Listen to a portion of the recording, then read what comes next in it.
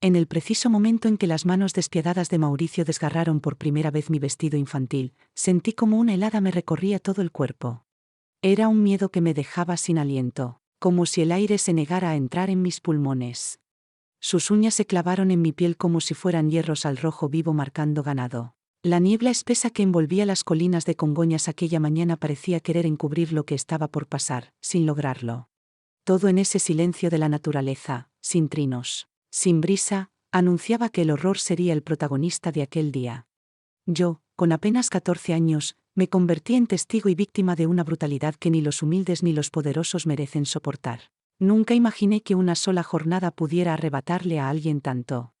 Ese joven de 19, criado entre lujos y privilegios, me despojó no solo del honor, sino también del derecho a reconocerme frente al espejo. Fue en esa mañana fría cuando dejé de ser niña, no por decisión, sino por la fuerza cruel de quien ve el deseo como poder. No fue como el florecer de una flor, sino como la marca en carne viva de un animal abandonado, sangrando con las entrañas expuestas. Ese dolor aún me despierta de madrugada, 70 años después, con su olor impregnado en la memoria. Ah, perdón, ni siquiera me presenté. Soy Otacilia Pérez, y llevo a cuestas 87 inviernos. Vivo en las afueras de Belo Horizonte, en una casita humilde, aunque mis raíces están en el interior de Minas Gerais, en Congoñas do Campo. Corría el año 1953, y yo ya había alcanzado la edad en que las muchachas eran vistas como próximas a casarse.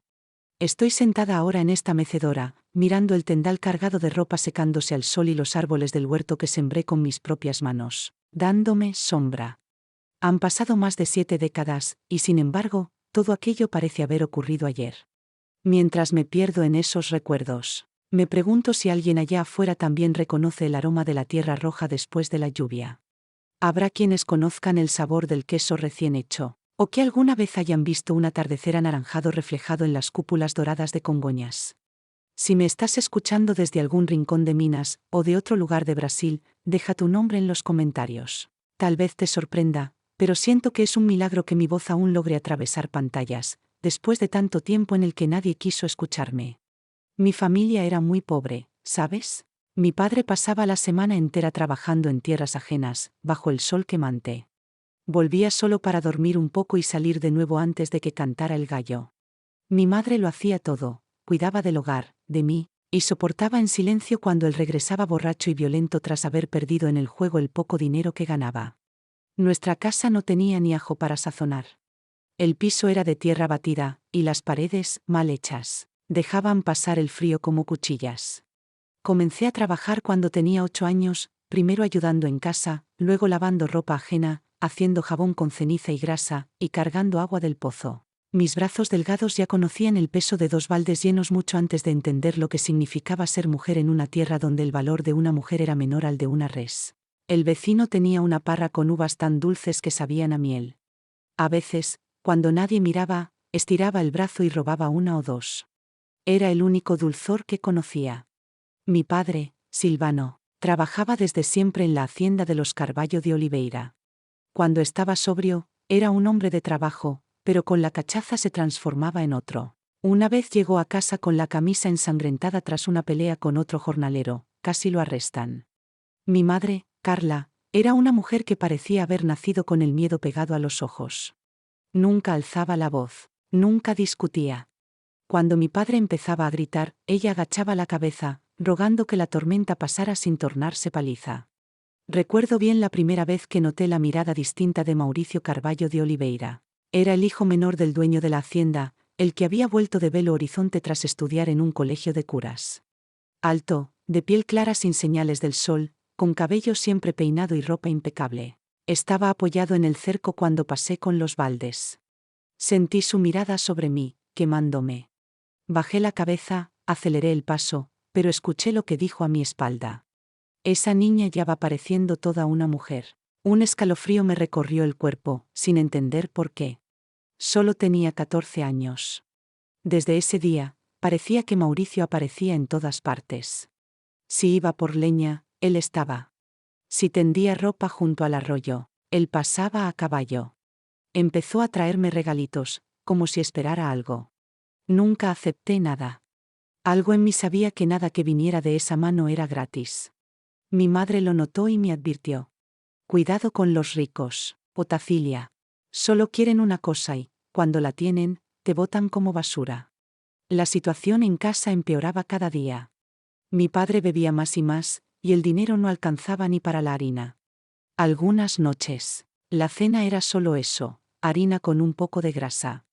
Mi madre se iba apagando en silencio, como una vela que ya no tiene cera. Yo trabajaba sin descanso, tratando de ayudar como podía. A mis 14 años, mis manos ya parecían de una mujer adulta, duras, agrietadas, curtidas por el agua helada y el jabón hecho en casa. Por las noches, antes de dormirme junto a mi madre en ese colchón compartido, trazaba palabras invisibles en el aire con el dedo para no olvidarlas. Fue un jueves de principios de marzo cuando todo se volvió más peligroso. Caía una llovizna suave, de esas que humedecen el alma sin empaparla. Me levanté más temprano de lo usual para ir al pozo, porque mi padre había pedido café antes de irse. En el camino, Mauricio me interceptó a caballo. Se plantó justo delante, bloqueando el paso. «Buenos días, Flor del Campo», dijo con una sonrisa sin alma. Intenté rodearlo, pero movió el caballo otra vez para cerrarme el camino. «¿A dónde con tanta prisa? Solo quiero charlar un ratito». «Debo irme, señor Mauricio. Mi padre me espera», respondí con el corazón golpeando tan fuerte que me dolía. Él soltó una carcajada que me heló la espalda.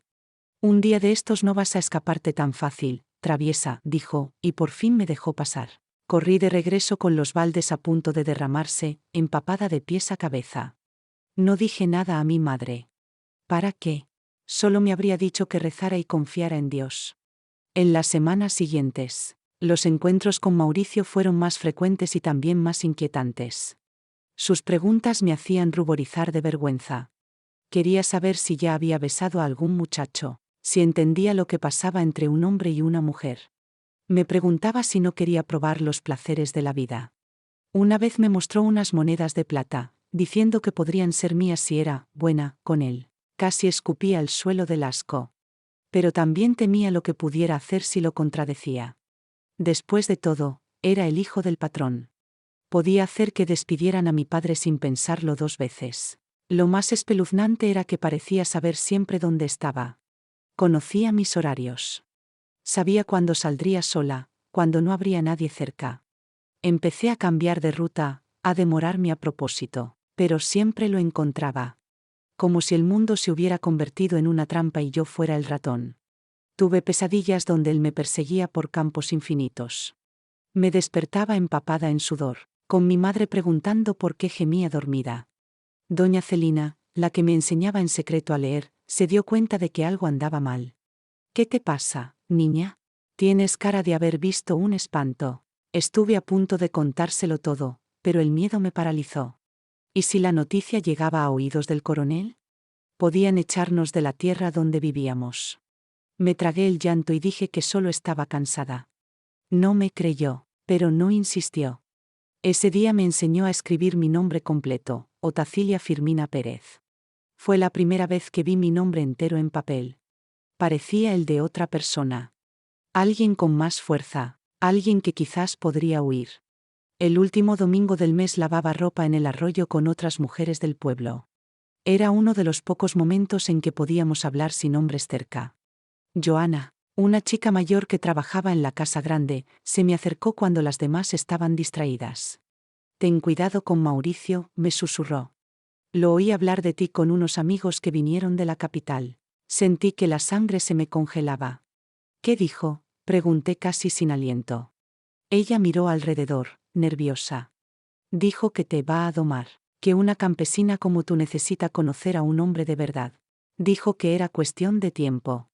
Volví a casa con un peso en el pecho que me aplastaba como una piedra de molino. Sabía que algo malo venía, pero no podía imaginar cómo huir. Era como ver una tormenta formarse en el horizonte sin poder moverse. Esa noche no pegué ojo. Me quedé mirando las sombras que bailaban en la pared de barro, imaginando escenarios imposibles. ¿Huir?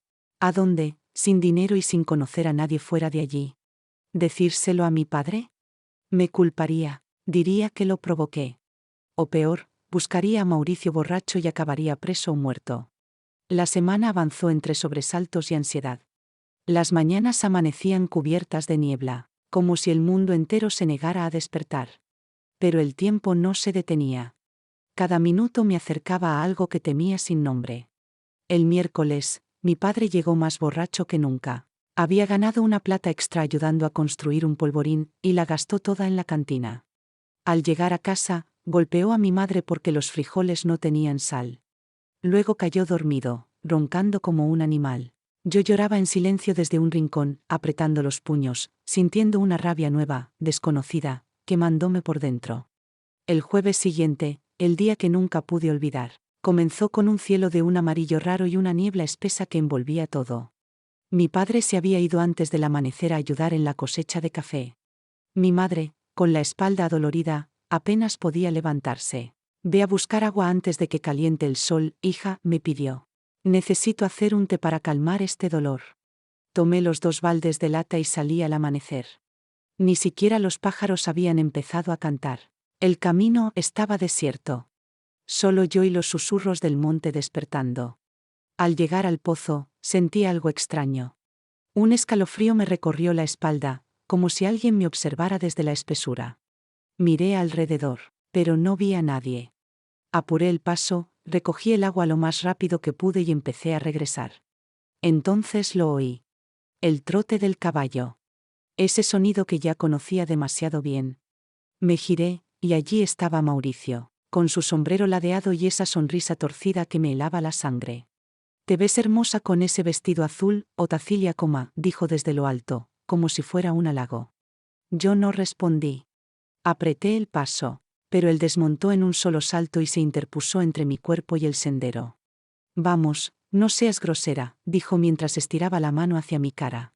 Me hice hacia atrás. Uno de los baldes cayó, derramando el agua sobre la tierra seca. «Déjeme pasar, señor Mauricio», murmuré, tratando de sonar firme. Pero la voz me temblaba. Él rió con una calma que me llenó de miedo. ¿Tanto orgullo para una campesinita sin zapatos? Sus manos se movieron rápido. Me tomó del brazo, con fuerza. Intenté soltarme, pero era más fuerte que yo. Sentí que la garganta se me cerraba del pánico. «Suélteme. Mi padre me espera», grité. Él se inclinó, y su aliento apestaba a aguardiente. «No mientas, tu padre está en el cafetal. Y tu madre ni puede levantarse de la cama, ¿o sí?». Entonces supe que todo había sido planeado. Sabía dónde estaba cada uno. Sabía que yo estaría sola. Empecé a gritar con todas mis fuerzas, pero el monte era espeso y no había nadie cerca. Mauricio me empujó contra un árbol. Sentí la corteza dura en la espalda y la desesperación se apoderó de mí. Luché como nunca. Grité, arañé, pateé. No sé cómo, pero logré zafarme por un segundo. Corrí. Corrí como si mi vida dependiera de ello, porque así era. Él me siguió, maldiciendo. Tropecé, caí, me rasgué las rodillas. Pero me levanté. Seguí corriendo. No recuerdo cómo, pero llegué a casa con el vestido roto, cubierta de lodo y sangre. Mi madre, al verme, se llevó las manos a la boca. «¿Qué pasó, hija mía?». Pero no pude hablar. Solo me abracé a ella y lloré. Lloré hasta que me dolieron los huesos. Esa noche no dormimos. Mi madre me limpió las heridas en silencio. No hizo preguntas, pero lo entendió todo. A la mañana siguiente, fue ella quien tomó la decisión. Empacó lo poco que teníamos en un saco de yute. Metió las pocas monedas que guardaba en un frasco escondido bajo el piso. Me abrazó y dijo: «Nos vamos. Hoy. No me importa a dónde. No me importa si morimos en la carretera. Pero no te dejo aquí ni un día más». Y así fue como comenzó nuestro éxodo. Dejamos atrás la casa, el pozo, los cafetales, incluso las tumbas de nuestros muertos. Caminamos días enteros, pidiendo posada, durmiendo en estaciones abandonadas, comiendo lo que la gente buena nos daba. En el tercer pueblo, alguien nos señaló una señora que necesitaba ayuda con el cuidado de sus hijos. Ella nos acogió. Dormimos por primera vez bajo un techo seguro, sin miedo a los cascos de un caballo en la madrugada. Pasaron meses, luego años. Nunca hablé con nadie de lo que pasó aquel día en el monte. Hasta ahora. Porque he aprendido que el silencio protege al culpable y encadena a la víctima. Y yo ya no quiero ser una prisionera de mi pasado. Hoy escribo mi nombre con orgullo. Otacilia Firmina Pérez. Campesina, hija de una mujer valiente y sobreviviente de la violencia de los poderosos. No me domaron. No me quebraron. Estoy aquí. Y mi historia también. Durante mucho tiempo pensé que al alejarnos de la finca, también habíamos dejado atrás todo lo malo. Pero el trauma no se evapora con la distancia. Se queda pegado al cuerpo, como el olor a humo después de un incendio. Los primeros meses en la nueva casa me sobresaltaba cada vez que alguien golpeaba la puerta. No podía mirar un caballo sin que me temblaran las piernas. Si alguien alzaba la voz, me encogía como si esperara un golpe. Mi madre lo notaba. Nunca me presionó para hablar. Solo me abrazaba fuerte por las noches y me decía, estás a salvo. Ya nadie puede tocarte. Esas palabras eran mis salvavidas. La señora para la que trabajábamos era severa pero justa.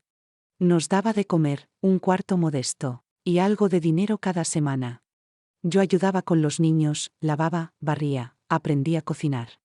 Tenía 11 años, pero me sentía vieja por dentro.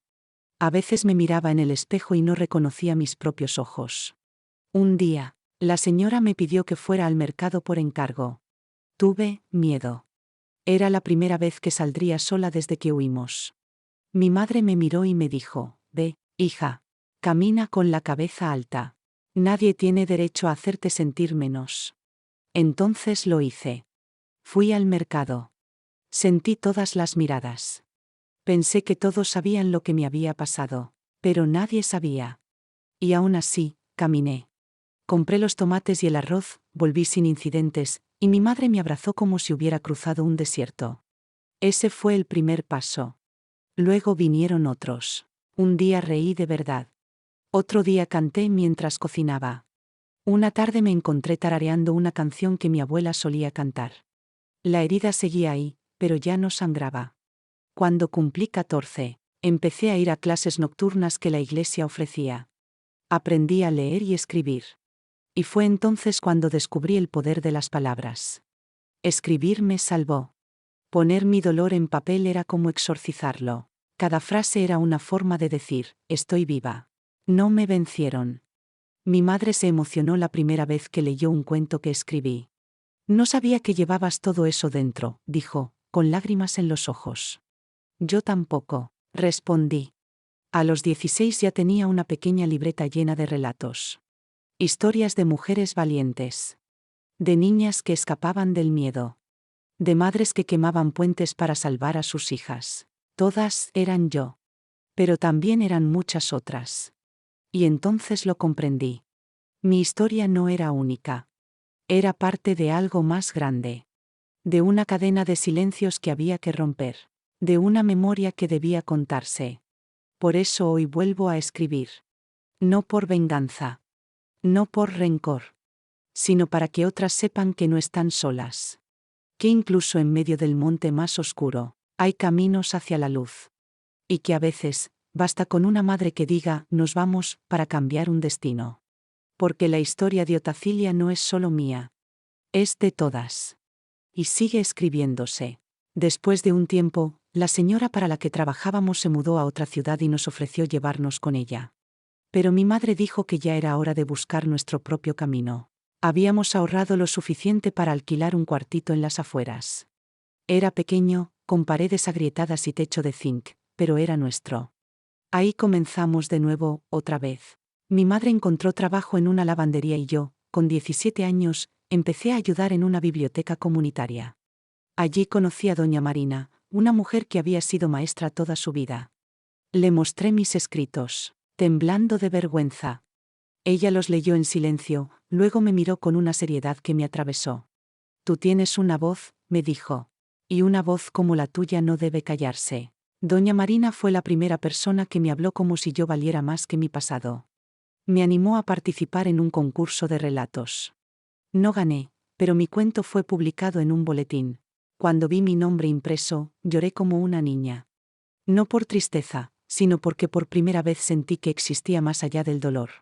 A los 19, comencé a dar talleres de escritura para otras mujeres. Al principio eran pocas. Venían con miedo, con vergüenza, con la mirada baja. Pero poco a poco, las palabras empezaban a brotar. Una contaba su infancia. Otra hablaba de un esposo que le había robado la risa. Otra más apenas podía escribir su nombre, pero dibujaba su historia con trazos temblorosos que decían más que 1000 palabras. Y así, fui comprendiendo que sanar no es olvidar. Es recordar sin que duela tanto. Es compartir lo vivido para que no se repita. Es mirar atrás y decir, pasé por eso, pero no me quedé ahí. Mi madre seguía siendo mi faro. Cada vez que me sentía débil, pensaba en sus manos temblorosas el día que cortó las cuerdas que nos ataban a aquella finca. Ella nunca volvió a hablar de Otacilia. No le hizo falta. Su silencio era su forma de seguir adelante. Y yo la respeté. Cuando cumplió 60 años, le regalé una libreta con una dedicatoria, para que escribas tu historia, cuando quieras, si quieres. La guardó en su cajón más íntimo. Nunca supe si la usó, pero saber que tenía la opción, ya era suficiente.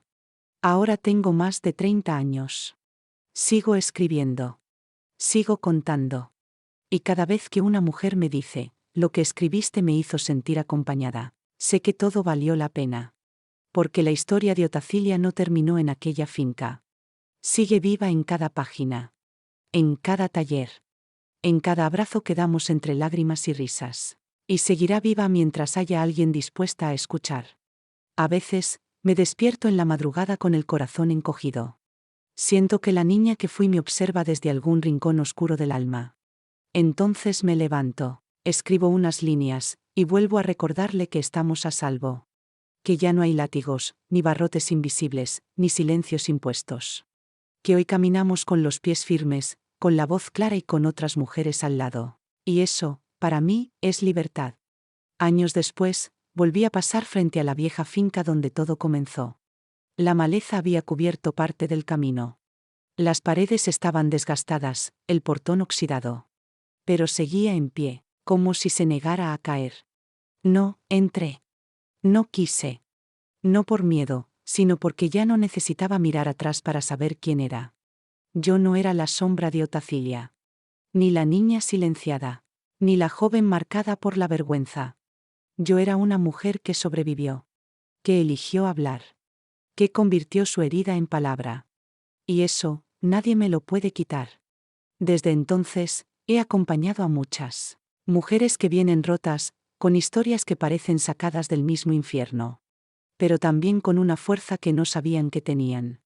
Y en cada taller, en cada carta que recibo, en cada lectura que compartimos, siento que tejemos una red.